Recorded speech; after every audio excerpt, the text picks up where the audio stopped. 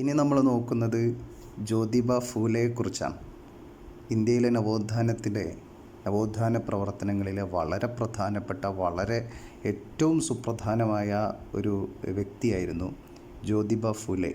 നമ്മൾ നേരത്തെ പറഞ്ഞ രാജാറാം മോഹൻ റായും അതുപോലെ മറ്റു സ്വാമി ദയാനന്ദ സരസ്വതി അങ്ങനെയുള്ള ആളുകളൊക്കെ പ്രധാനമായിട്ടും ഹിന്ദു മതത്തിലെ മതനവീകരണത്തിനാണ് പ്രാധാന്യം കൽപ്പിച്ചതെങ്കിൽ ജ്യോതിബ ഫൂലെ ഇന്ത്യയിലെ ജാതി വ്യവസ്ഥയ്ക്ക് എതിരായിട്ട് തന്നെ ശക്തമായി പ്രവർത്തിച്ച വ്യക്തിയാണ്. അങ്ങനെ ജ്യോതിബ ഫൂലെയുടെ പോലുള്ള പ്രവർത്തനങ്ങൾ നമ്മുടെ കേരളത്തിലെ നവോത്ഥാന പ്രവർത്തനങ്ങളുടെ സമാനമായതായിരുന്നു. അപ്പോൾ പൊതുവേ ഇന്ത്യയിലെ നവോത്ഥാന പ്രവർത്തനങ്ങൾ മതനവീകരണമായിരുന്നെങ്കിലും ജ്യോതിബ ഫൂലെയുടെ പ്രവർത്തനങ്ങൾ കേരളത്തിലെ നവോത്ഥാന പ്രവർത്തനങ്ങൾ പോലെ ജാതി വിരുദ്ധമായിരുന്നു. ഏതായാലും നമുക്ക് ജ്യോതിബ ഫൂലെയുടെ പ്രവർത്തനങ്ങൾ നോക്കാം. ജ്യോതിബ ഫൂലെ എന്നറിയപ്പെടുന്ന ജ്യോതിറാവ് ഫൂലെ മഹാരാഷ്ട്രയിൽ നിന്നുള്ള ഒരു പ്രമുഖ ഇന്ത്യൻ സാമൂഹിക പ്രവർത്തകനും ചിന്തകനും ജാതി വിരുദ്ധ സാമൂഹിക പരിഷ്കർത്താവും എഴുത്തുകാരനുമായിരുന്നു. 1827 ഏപ്രിൽ 11 അദ്ദേഹം മഹാരാഷ്ട്രയിൽ ജനിച്ചത്. ചെറുപ്പത്തിലെ സാമൂഹ്യ രാഷ്ട്രീയ പ്രവർത്തനങ്ങളിലും അനീതിയെ ചെറുക്കുന്നതിലും സമത്വം പ്രോത്സാഹിപ്പിക്കുന്നതിലും പാർശ്വവൽക്കരിക്കപ്പെട്ട സമൂഹങ്ങളെ, പ്രത്യേകിച്ച് സ്ത്രീകളെ, താഴ്ന്ന ജാതിക്കാരെയൊക്കെ ശാക്തീകരിക്കുന്നതിനുള്ള പ്രവർത്തനങ്ങൾ ചെറുപ്പം മുതലേ അദ്ദേഹം ആരംഭിക്കുന്നുണ്ട്. കാരണം ചെറുപ്പം മുതലേ അദ്ദേഹം ജാതീയമായ വിവേചനത്തിൻ്റെയും സാമൂഹികമായ അസമത്വത്തിൻ്റെയും വേദനകൾ അനുഭവിക്കുന്നുണ്ട്. അതിനാൽ തന്നെ സാമൂഹ്യ പരിഷ്കരണ പ്രവർത്തനങ്ങളിൽ അദ്ദേഹം ശക്തമായി ചെറുപ്പം മുതലേ പ്രവർത്തിക്കുന്നുണ്ട്.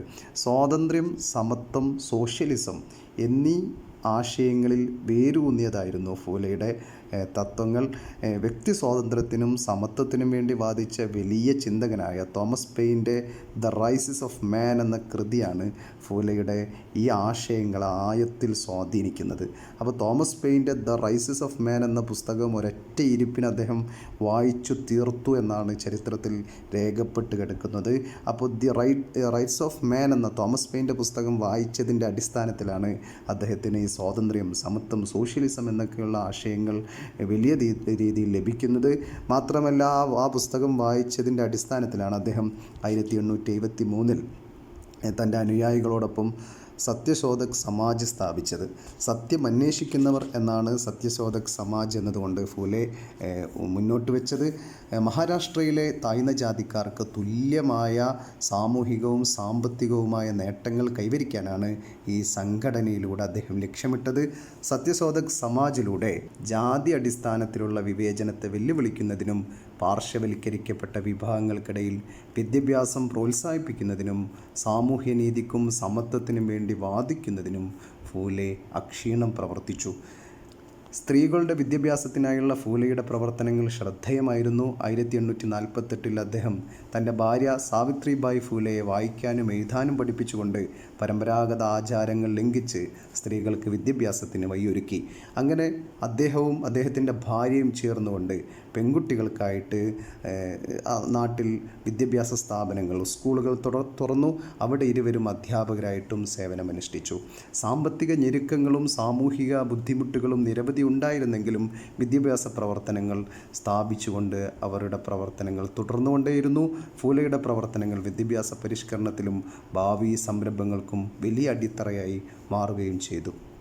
ഫൂലെ സമൂഹത്തിലെ വിധവകളുടെ ദുരവസ്ഥ തിരിച്ചറിയുകയും നിലവിലുള്ള ആചാരങ്ങളെയും വിശ്വാസങ്ങളെയും വെല്ലുവിളിച്ചുകൊണ്ട് വിധവാ വിവാഹം, പുനർവിവാഹത്തിന് വേണ്ടി പ്രവർത്തിക്കുകയും ശക്തമായി വാദിക്കുകയും ചെയ്തു.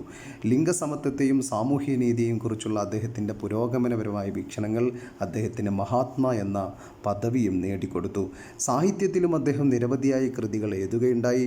അങ്ങനെ അദ്ദേഹത്തിൻ്റെ രചനകൾ സാഹിത്യത്തിലും വലിയ പ്രസക്തി ഉണ്ടായി. ഈ രചനകൾ നിലവിലുള്ള അദ്ദേഹത്തിൻ്റെ രചനകൾ സാമൂഹിക ക്രമത്തെ വിമർശിക്കുകയും സാമൂഹിക പരിവർത്തനത്തിന് വലിയ സംഭാവന നൽകുകയും ചെയ്തു. അദ്ദേഹത്തിൻ്റെ കാസ്റ്റ് സ്ലേവറി എന്ന് പറയുന്ന ഒരു ഭാഗം കൂടി നമ്മൾ പറയുകയാണ്. ഫൂലെയുടെ അഭിപ്രായത്തിൽ ഇന്ത്യൻ സമൂഹം അസമത്വത്തിലും ബ്രാഹ്മണരുടെ ചൂഷണത്തിലും അധിഷ്ഠിതമായിരുന്നു. ഈ അസമത്വങ്ങൾ നിലനിൽക്കുന്നത് പുരാണങ്ങളുടെയും മതഗ്രന്ഥങ്ങളുടെയും അടിസ്ഥാനത്തിലാണ്. ഈ ബ്രാഹ്മണ മേധാവിത്യ വ്യവസ്ഥയെയും ദൈവം നിശ്ചയിച്ച ജാതി വ്യവസ്ഥയെയും ഫൂലെ വെല്ലുവിളിക്കുകയുണ്ടായി. ഈ അസമത്വങ്ങളെ മുഴുവനും, ഈ പുരാണങ്ങളെയും മതഗ്രന്ഥങ്ങളുടെയും അടിസ്ഥാനത്തിൽ നിലനിൽക്കുന്ന എല്ലാ അസമത്വങ്ങളെയും ജാതി വ്യവസ്ഥയെയും ഈ ബ്രാഹ്മണ മേധാവിത്വത്തെയും അദ്ദേഹം ശക്തമായി വെല്ലുവിളിച്ചു. ഭരണം മുതൽ ജുഡീഷ്യറി വരെയുള്ള എല്ലാ മേഖലകളിലും ബ്രാഹ്മണർ ഈ ജാതിക്കാരെ ചൂഷണം ചെയ്യുന്നതിനെയും കുത്തകയാക്കി വെക്കുന്നതിനെയും ഫൂലെ വിമർശിച്ചു. ബ്രാഹ്മണ മേധാവിത്വത്തിനെതിരെ താഴ്ന്ന ജാതിക്കാരുടെയും തൊട്ടുകൂടാത്തവരുടെയും സംഘടനയ്ക്ക് വേണ്ടി അദ്ദേഹം വാദിക്കുകയും അതിനുവേണ്ടി അദ്ദേഹം പ്രവർത്തിക്കുകയും അങ്ങനെ സത്യശോധക് സമാജ് സ്ഥാപിക്കുകയും ചെയ്തു.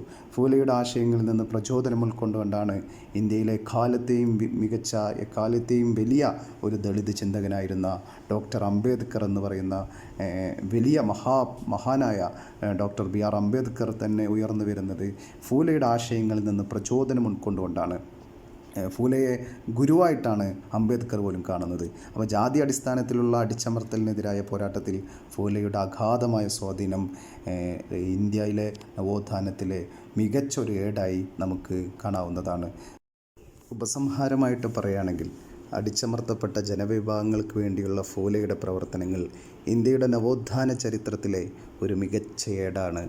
മാത്രമല്ല ഇന്ത്യയിലെ പിന്നീട് വന്ന എല്ലാവിധ സാമൂഹിക അടിച്ചമർത്തലുകൾക്കും അസമത്വങ്ങൾക്കുമെതിരെ നടന്ന പോരാട്ടങ്ങളുടെ വലിയ പ്രചോദനവുമായിട്ട് ജ്യോതിബ ഫൂലെ മാറുകയുണ്ടായി. Okay, thank U.